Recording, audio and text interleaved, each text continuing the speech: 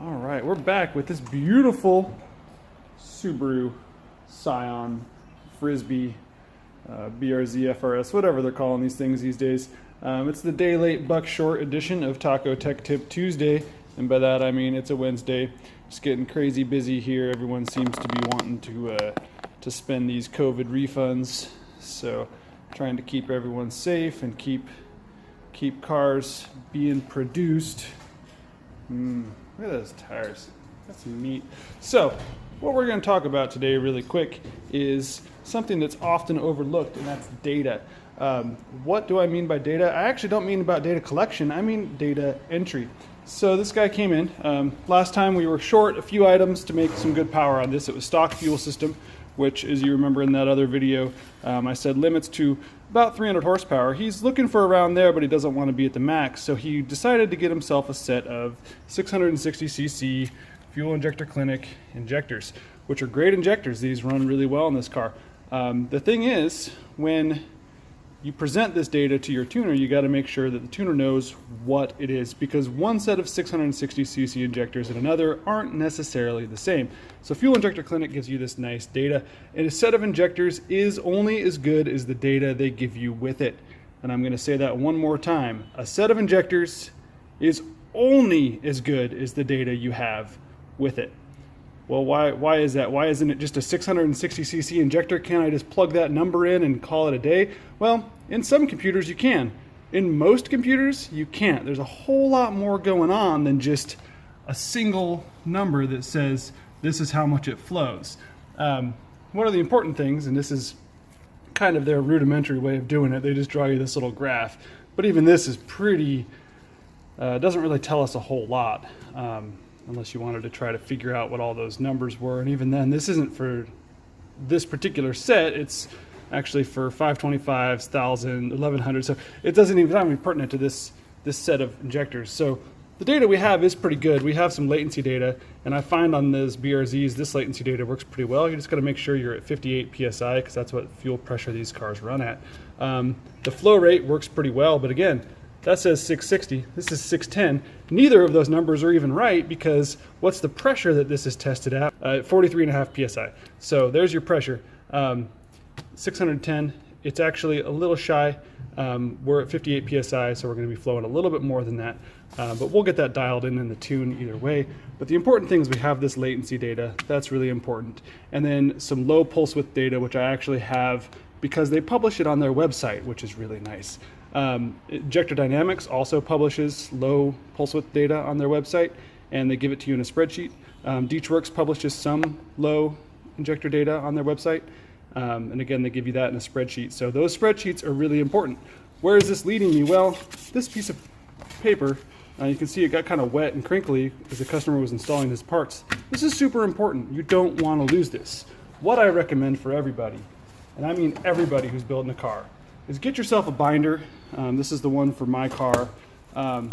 In this binder, put all of your information. I've got pinouts, I've got the wiring diagram for the Haltech, which I'm not currently using in there. The various, this is all of the information. This is the factory computer pinouts. We go keep going in here.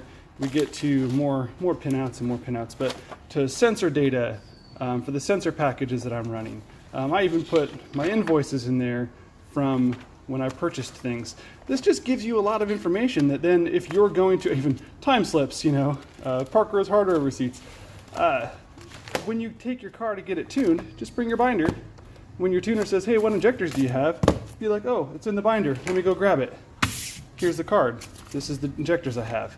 The map sensor, I'm installing a map sensor on this car. OmniPower doesn't give you very good data with their map sensors, but at least I have a part number. Just take this little baggie, throw it in there. We're putting a boost control solenoid on. It's just a Grimspeed 3-port. But again, having that information handy for your tuner is going to make his job easier. And you got to remember, if you make your tuner's job easier, that means he gets to spend more time tuning your car and less time figuring out what's in your car. If he already knows, they already know, they can get right into tuning and get right into making power. And dyno time isn't cheap, so the more time we can spend actually doing things, actually programming, actually manipulating the data, the better.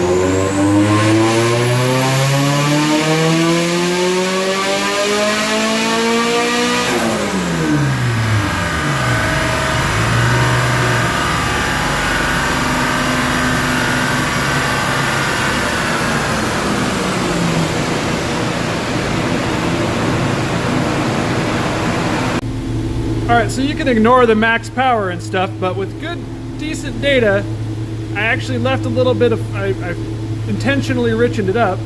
You can see we're good and rich. Air fuel looks good, so now that I know that the data is working, you know, I always start on the safe side, a little less timing, a little more fuel. I know the data is working, so we're gonna, on this next pull, gonna give it what we're expecting it to want, and we're gonna do a pull and see if it actually picks up some power. Boost should be pretty similar. I didn't change anything yet on the boost. It's making a hair more today than it did last time. I'm guessing the corrections are slightly different, but we're gonna see what this does now with the data where it's supposed to be.